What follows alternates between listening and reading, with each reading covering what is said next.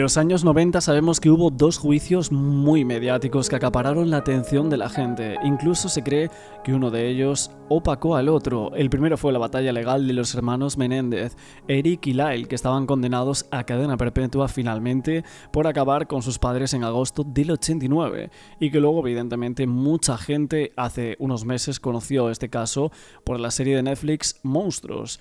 Y el segundo crimen fue el de Nicole Brown Simpson y de Ron Goldman, crímenes ocurridos en junio del 94, del que salió suelto O.J. Simpson, ex marido de la modelo y principal sospechoso. Y aunque suene casi desquiciado, estos dos casos parece que están conectados a la familia Kardashian, apellido que uno suele relacionar por el glamour, el famoseo, el dinero, polémicas, pero no por los crímenes a sangre fría.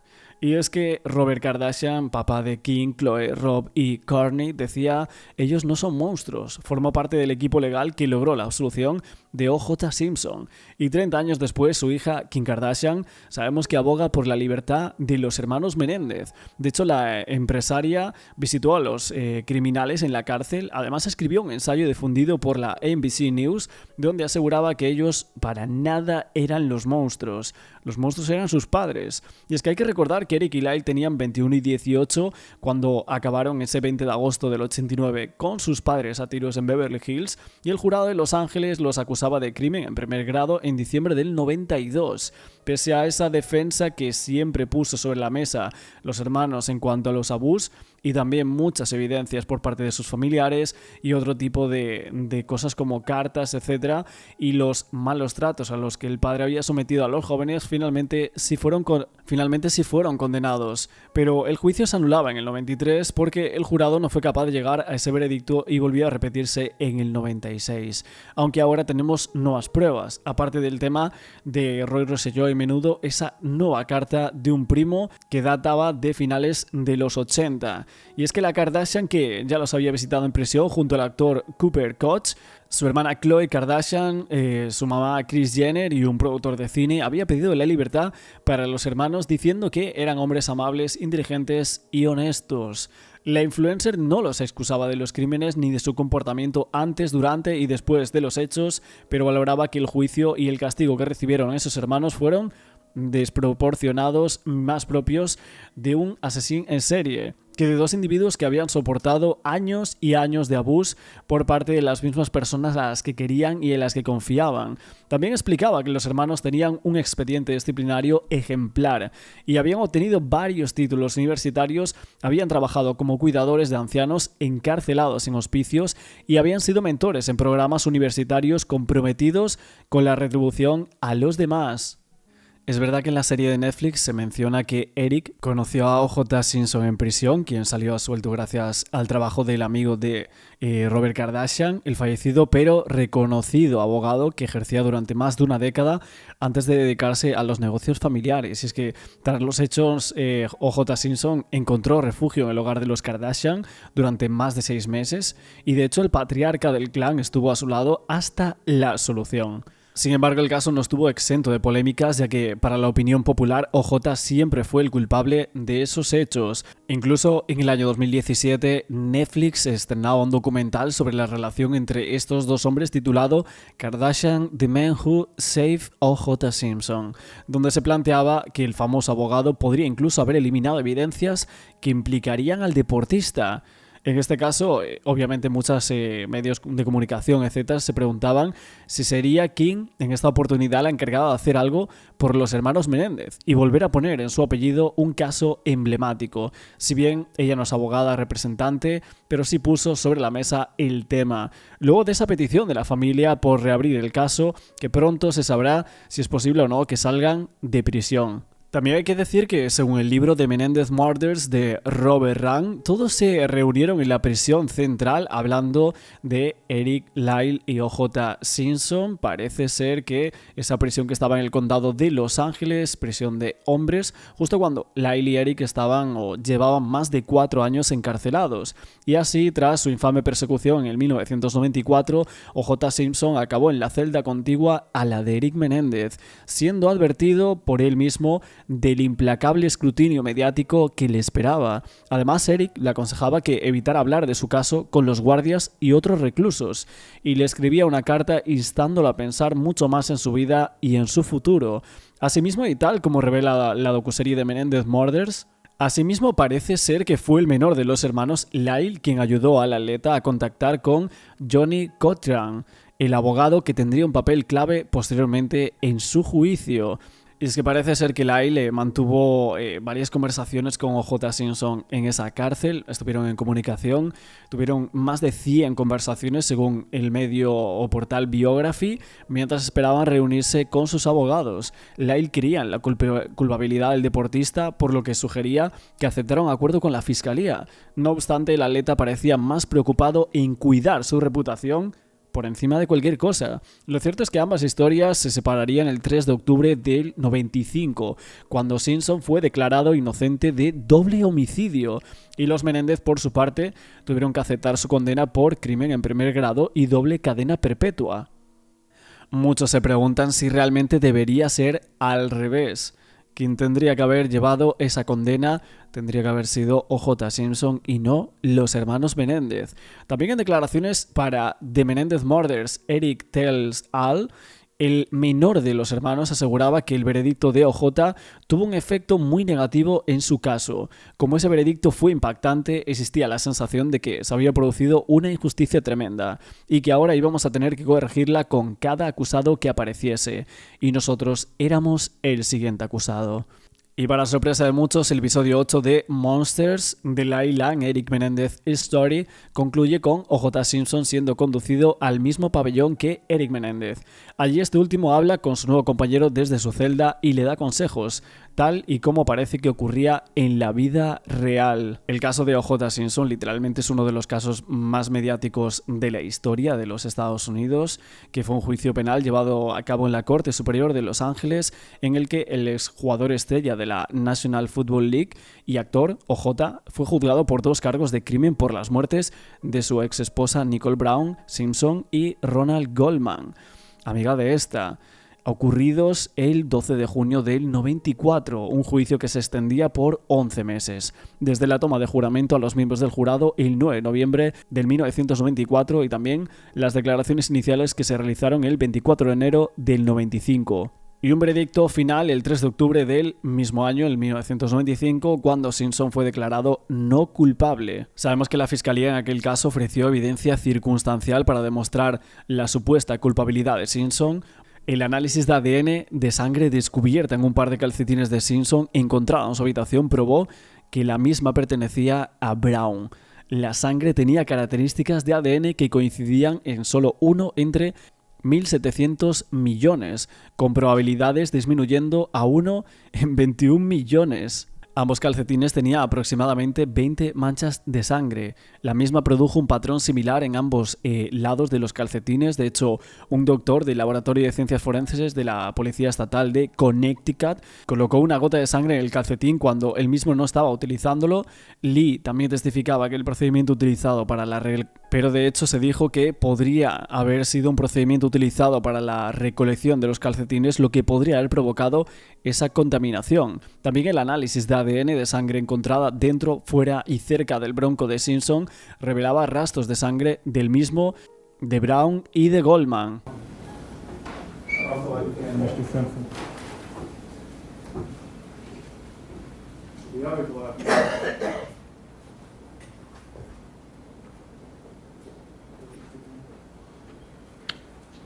This is People's 164A. Is that the right-hand glove? Yes, sir.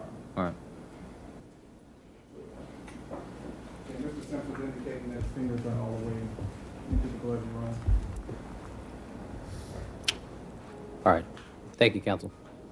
Se encontraron mechones de pelo consistentes con el de Simpson en la camiseta de Goldman, se encontraron varias monedas y gotas de sangre fresca detrás del condominio de Brown, en el área donde los automóviles estaban estacionados. También el análisis de ADN de sangre en un guante izquierdo encontrado fuera de la casa de Brown demostraba que la misma era una mezcla de sangre de Simpson, Brown y Goldman.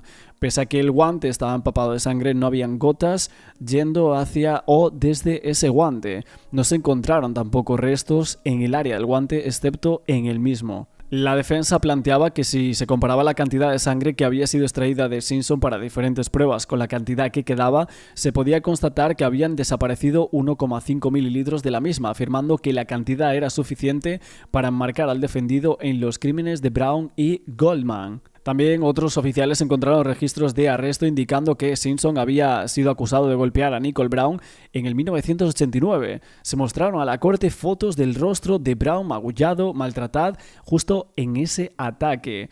Las huellas del calzado sangriento en la escena del crimen también fueron identificadas por William Boziak, un experto en calzado del FBI. El tamaño de las huellas, talla 12, que era 305 milímetros, coincidía con el tallaje de calzado de O.J. Simpson. De hecho, en el juicio penal, los abogados defensores de Simpson afirmaron que la fiscalía no tenía ninguna prueba de que Simpson habría comprado esos zapatos, pero el fotógrafo independiente Flamer dijo haber encontrado una foto que le había tomado a Simpson en el 93 que parecía mostrarlo calzando un par de los zapatos en un evento público. Bueno, en realidad podríamos hablar muchísimo del caso de O.J. Simpson, hay muchísimas evidencias, una auténtica barbaridad. Fue uno de los escándalos más mayúsculos de la historia de los Estados Unidos, pero veremos finalmente. Obviamente el caso de O.J. Simpson fue uno de los escándalos más grandes de la historia de los Estados Unidos. Hay muchísimas teorías sobre el tema de los hechos, el por qué lo hizo o no, y realmente podríamos hacer solo un vídeo con este caso, aunque en YouTube parece que está bastante capado. Buenísimas tardes, noches, gente, ¿cómo estáis? Vamos a comentar una cosa sobre el caso de los hermanos Menéndez, y es que una fiscal llamada Marcia Clark, que había sacado como un libro sobre algunos casos, hablando de O.J. Simpson y demás, y compartió su opinión un poco sobre el caso de los Menéndez, también que ahora está muy controvertido por todas las declaraciones que se han hecho por parte de los familiares de los hermanos, por supuesto la serie de Netflix, ahora que se piensa que podrían llegar a quedar en libertad. De hecho, el otro día vi que el fiscal del distrito decía que no iba a haber ninguna, por así decirlo, beneficio o oportunidad más grande para ellos que para otras personas, sino que iba a ser igual para todos. Pero aún así hay mucha gente que cree que se va a resolver este caso, se va a resolver dentro de un mes, literalmente cuando estamos grabando este vídeo, y que el tema del castigo hacia los hermanos fue demasiado severo por parte de aquel juicio que se celebró en el 96, que no expresaron absolutamente nada de las pruebas que había sobre los abusos que recibieron por parte de sus padres. Vamos a verlo, lo tenemos por aquí en Today, varios programas que lo colocaron, esta entrevista a Marcia Clark. Vamos a ver qué nos dice y ahora opinamos de todo esto. About, for example, the Menendez case, which was just a few years before Simpson, now being re-examined, potential resentencing in light of a dramatization series and a documentary. What do you think about that? I don't think it's bad to look back at cases. I do not. Because every case at the time it's tried is impacted in some way by what's happening to us as a society and our understanding of the issues that may be. A ver, como tal, que la atención pública se haya fijado en el caso, yo siempre he dicho que a mí me parece clave para que se esté removiendo tanto en la justicia. Yo creo que siempre dicen que no, que realmente no, eso no pasa, no sé qué, que sea mediático, que el público diga esto, que diga lo otro, pero en realidad sí que pasa, be involved in that case, particularly when it comes to child abuse and that sort of thing. So we bring a more sophisticated idea as to what was going on. And that's good. That's a good thing. I think it brings us balance. Yeah. It's probably an argument for doing that kind of thing as much as possible. That doesn't necessarily mean you change the outcome. It doesn't necessarily mean the Menendez brothers get released, but we look at it now with different eyes. There's no question. Can't help but ask, do you have an opinion about the Menendez brothers and whether they should be released after resentencing? I have bounced back and forth on this so many times. I don't know the case. Yes. I was in the DA's office at the time it was tried the first time, and so I knew, it was in the air, it was around, but I wasn't involved in it. So I don't really know any more than the public does. So I can't say what I think should happen. Sometimes I think... También es verdad que hubo muchas veces que se llegó a pensar en esto, que estuvo en el aire, ¿no? Como se dice, alrededor de todo este caso, la idea de liberar a los hermanos, etcétera. Muchas veces se hicieron campañas muy fuertes, pero no sé si tanto como la que hay ahora mismo, ¿eh? Hey, you know what? These spoiled rich kids, they shotgun their parents to death. I understand you thought you were in danger from your father. I'm not sure I buy that. On the other hand, then I think, but they might. But if they did feel that their lives were in imminent danger, then they deserve to be convicted of manslaughter. So I can't stand. Yeah. I'm sick of me. It's a complex case. Do you feel like your own complex case in the light of like 30 years past? También es verdad que hay mucha gente que tampoco quiere opinar mucho de este caso como diciendo, vale, yo creo esto, yo creo lo otro, ¿no? O sea, realmente la versión que hay ahora mismo en algunos medios de comunicación y que hay algunos que quieren que sí que se libera a los hermanos, es cierto que tampoco está muy bien visto desde otros lugares, que creen que eran unos niños malcriados, etcétera, que acabaron con sus padres para gastarse el dinero, etcétera, y mucha gente no quiere hablar nada, no quiere soltar prenda, vamos a decir. Passing and people looking, and there's been an acclaimed documentary OJ made in America, a docuseries. Yes. Sarah Paulson played her. I know when that first came out, you were like, oh gosh, do we have to relive this? Yeah. But ultimately, you felt it was a positive portrayal. Do you feel like how people look at the case has changed for the better? I think so. I think, well, the Simpson case is no different than any of these high-profile cases that get the spin that our society puts on them at the time. Whatever we're going through as a society has some impact on how we view the case. And I think it was not... The Simpson case was not really a mystery in any way, shape, or form. Mira, ahora que estábamos hablando de O.J. Simpson, que ahora continuaremos un poco en este vídeo de recopilación, también quería meter por aquí mi reacción, obviamente, a estas palabras de Marcia Clark, esta exfiscal de distrito que había sacado un nuevo libro y demás, hablaba un poco del tema de los hermanos Menéndez, cómo está la situación, pero también de O.J. Simpson, ¿no? Uno de los hechos más mediáticos de la historia. People created rabbit holes around it at the time because it made it more intriguing, but it really wasn't. It was a domestic violence case, a very classic one in many respects, bigger than most because there were two innocent victims, but there was not that much really to talk about, unlike other cases that really do present. And in a way, Menendez is a little more of a conundrum, gives you more kind of things to think about in terms of should we, shouldn't we, how do we handle it now? And whether it's Barbara Graham, which you wrote about in your new book, or these cases that we know so well, they all... A ver, como tal, los dos casos tampoco parecen como muy misteriosos o muy enigmáticos como tal, ¿no? O sea, en los dos yo creo que está bastante claro lo que pasó.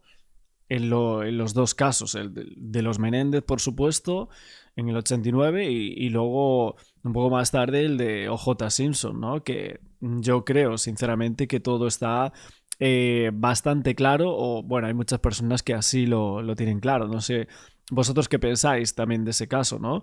Pero yo creo que era culpable, sin duda. Take place in the cultural context, which makes them fascinating. I think that's true, but Barbara Graham in today's world Yes. would never have been put to death. Never. There's no way. It'd be a good documentary, by the way. I agree. Okay, Marcia Clark. Again, the book is called Trial by Ambush. You already have a title. And it's out now. You can hear her new true crime Bueno, está el podcast libro. as well. It's called Informants Lawyer X on Wondery Plus. Hay un documental thanks for también. watching. Don't miss the Vale, pues esto es un poco lo que comentaban por aquí de la exfiscal Marcia Clark. De hecho, bueno, tenemos por aquí un poco alguno de los artículos, ¿no? Comentando todo esto y lo de O.J. Simpson, que ahora vamos a continuar un poco con información del caso que sinceramente a mí me llama muchísimo la atención cómo están conectados, ¿no? Un poco los dos casos en cierta manera, evidentemente no tiene una conexión criminal como tal, pero sí que por el tema de los abogados y que si las Kardashian luego, algunas cosas, lo de los juicios del siglo, está bastante bien conectado, la verdad. Aparte de alguna de las conexiones que ahora estábamos hablando de los Kardashian con el caso O.J. Simpson y ahora esas conexiones con los hermanos Menéndez, hay otra conexión hablando del padre de los hermanos Menéndez, una figura muy controvertida a lo largo de los años por las acusaciones de de sus propios hijos como también de alguno de los integrantes de Menudo, un grupo en el cual él participó activamente y que estuvo muy involucrado económicamente. También hay una revelación bastante inesperada entre las conexiones con O.J. Simpson y, en este caso, José Menéndez, y es que Lyle menciona alguna relación de su padre, José, con O.J., y es que José era jefe de la empresa de alquiler de autos Hertz y contrató a O.J. Simpson como su portavoz en las campañas publicitarias. Y años más tarde, Lyle se reencontró con Simpson en prisión tras ese propio arresto por el crimen de su padre. Aquí hay una conexión que no tuvo impacto directo en los hechos, por lo que parece, pero que añade elementos muy curiosos al contexto mediático de ambos casos que ahora estábamos comentando. De hecho, hay que decir que hay hasta varias fotos en revistas. Recuerdo que había una fotografía donde salían 3 personas, una persona bastante famosa en el medio de los dos, y justo a la derecha estaba José Menéndez y a la izquierda estaba O.J. Simpson. Y es que ya por los años 80 pues salían esas fotografías de O.J. recibiendo un premio y justo a la derecha estaba José Menéndez. Y había algunos medios de comunicación en los años 90 colocando que había una sorprendente conexión entre O.J. y los hermanos Menéndez. O sea, de esto se lleva hablando más de 30 años después.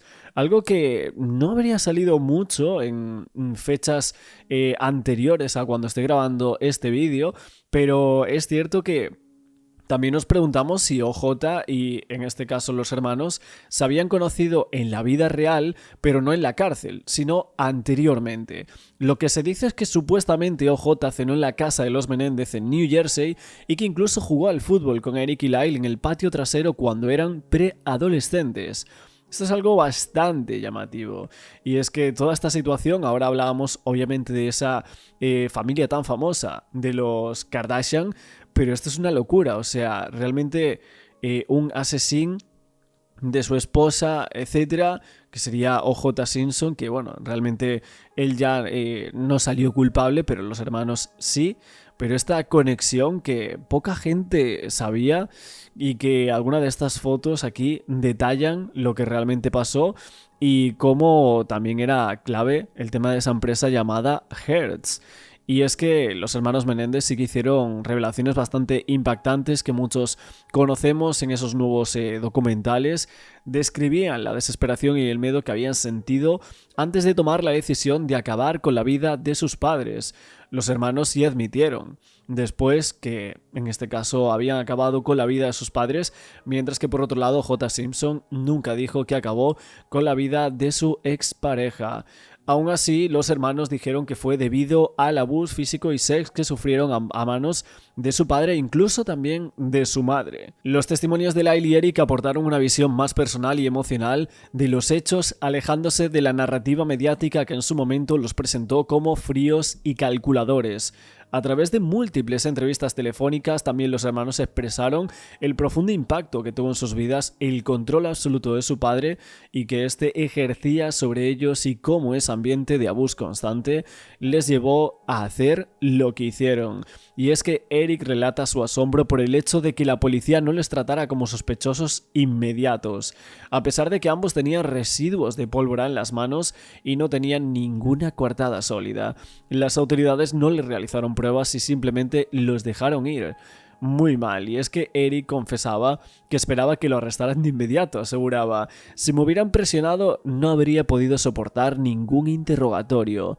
Y es que aquí, así en esas entrevistas, demostraban que eran demasiado vulnerables y que estaban emocionalmente muy mal tras los hechos. También Eric menciona que un fallo crítico en la investigación fue que la policía no registró ni siquiera su automóvil, que contenía algunas pruebas incriminatorias, como incluso los casquillos de bala.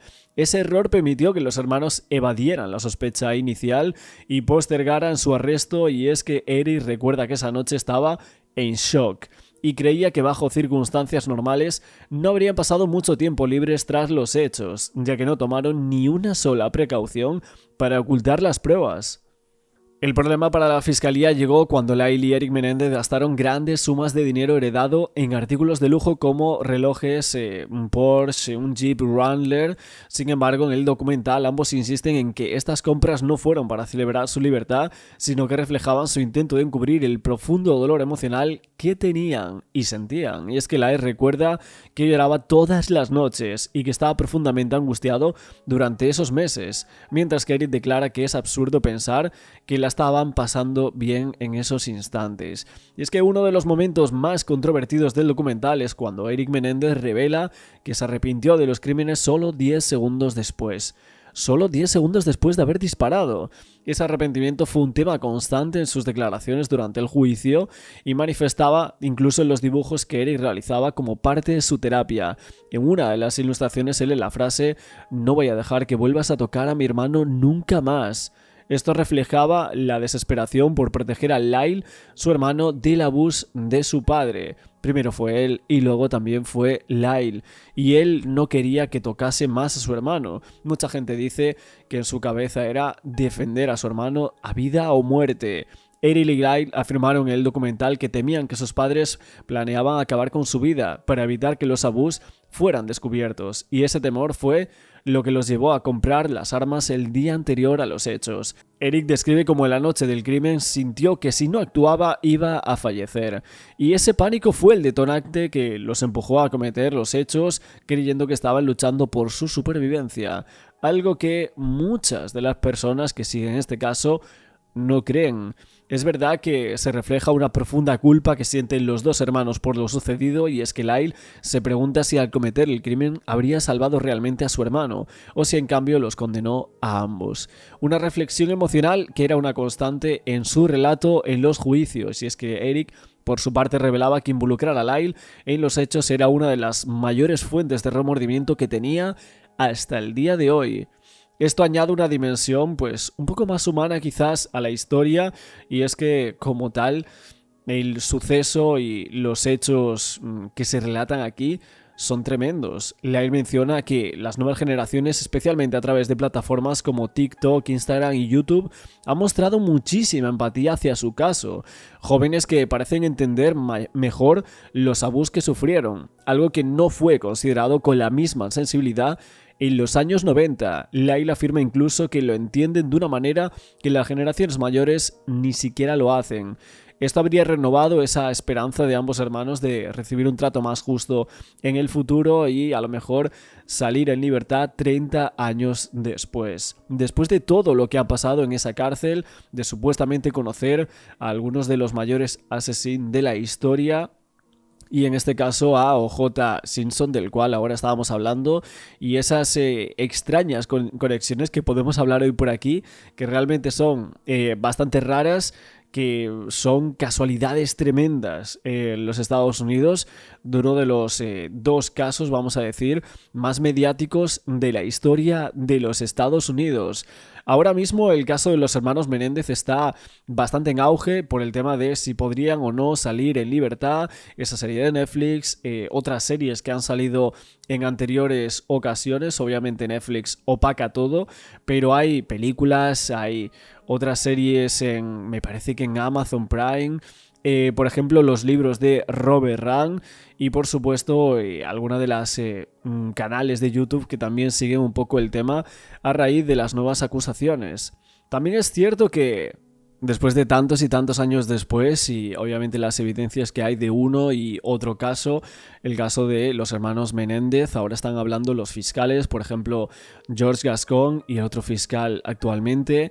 El fiscal del distrito también dice que algunas personas de su oficina no ven evidencia de que los hermanos Menéndez hayan sido abuse sex, pero en este caso Gascon no está de acuerdo. Como os decía, hay algunas personas de su oficina que dicen eso, que no habría ningún tipo de prueba al respecto, pero Gascon dice que él no está de acuerdo, que esa ciertamente la posición que han adoptado algunas personas relevantes en el caso, y que ellos creen que deberían permanecer en prisión el resto de su vida.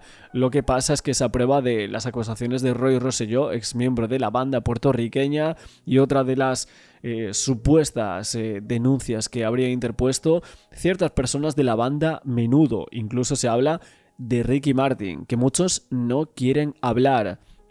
Aunque también es cierto que esa carta a Andy Cano es otra de las pruebas que menciona este fiscal. Obviamente él dice que está al tanto de la información que le había dado el miembro de la banda Menudo, que ha escuchado a su familia múltiples veces y que la familia ha sido entrevistada en los medios un montón de ocasiones en los últimos meses, y que en este caso que no tiene ningún tipo de motivos para mentir, especialmente dada la totalidad de las circunstancias en las que está este caso. ¿Por qué iban a mentir los familiares tantos y tantos años después? Y es que hay evidencia de que Eric se comunicó con uno de sus primos antes de los hechos, pero el punto es que creía que había múltiples cosas. Sin duda, proporcionaría información creíble de que esto no fue simplemente algo inventado y que por lo tanto deberían salir en libertad. Gascón, quien se presentará a la reelección en noviembre, dice que posiblemente decidiría a finales de la semana si recomendaría o no una nueva sentencia para los hermanos Menéndez anteriormente. Y obviamente fue lo que hizo. Escuchó esas sesiones informativas y finalmente quiso que los hermanos Menéndez pudiesen tener libertad más de 30 años después. Ahora, obviamente, todo está bajo el escrutinio. De otro fiscal. Veremos finalmente qué es lo que pasa y si realmente creen que se produjeron después esos abusos por parte de José y también esa ex reina de belleza Kitty Menéndez, que no hizo nada para proteger a los hermanos tantos y tantos años. Dios.